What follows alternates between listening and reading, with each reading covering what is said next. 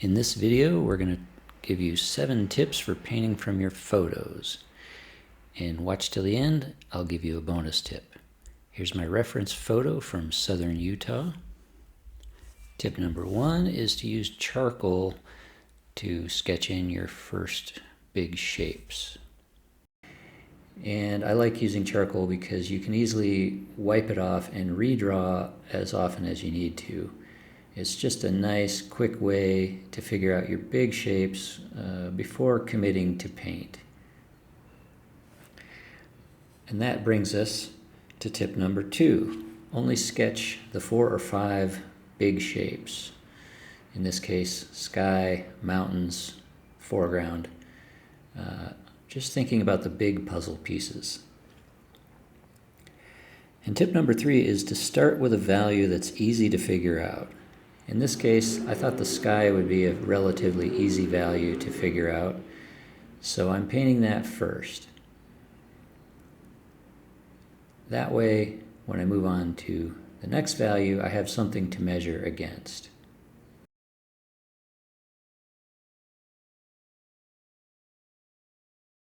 Tip number 4 is to use that first value to judge the next big shape, in this case, the foreground.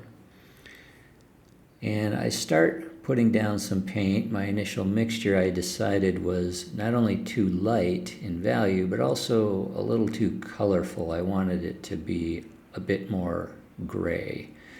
So I changed the mixture, darkened it, grayed it down, and started blocking in this foreground mass.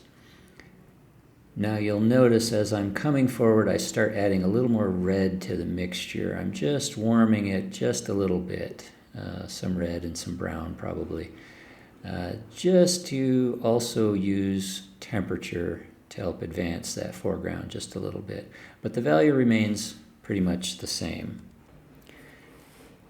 Now I'm blocking in the reddish mountains here, and again, it's all just kind of one basic value, thinking of these shapes as just one big puzzle piece, as it were, and then moving on to the more blonde cliffs behind that. And again, I'm really just thinking value. I'm not too worried about getting perfect color, because we're going to adjust that later, as you'll see here in a moment.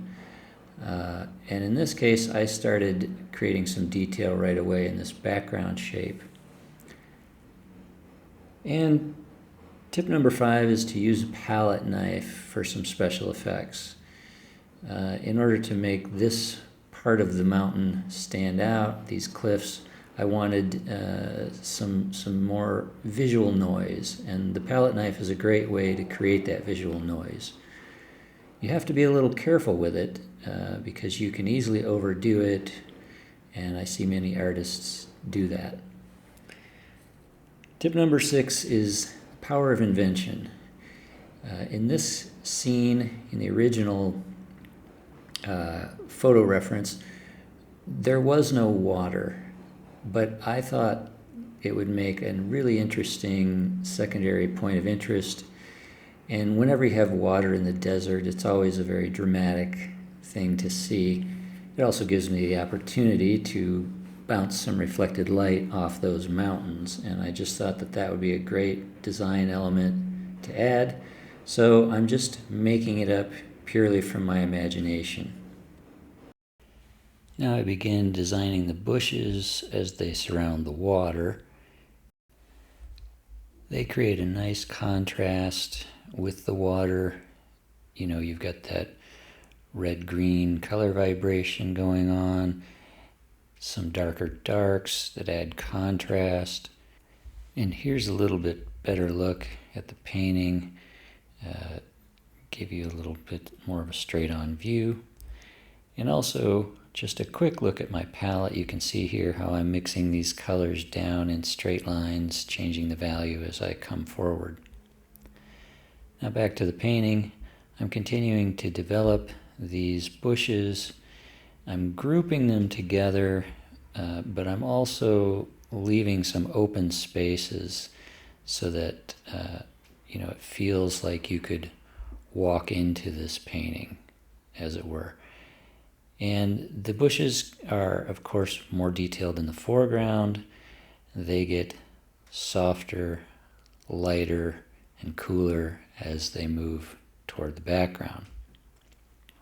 Same with the grass. I'm showing more individual strokes in the foreground, and as I move back, it's less detail, more just horizontal strokes. But here in the foreground, I want to show a little more interest. That's part of what makes it feel like that foreground is actually coming towards us. Your bonus tip is to have a plan.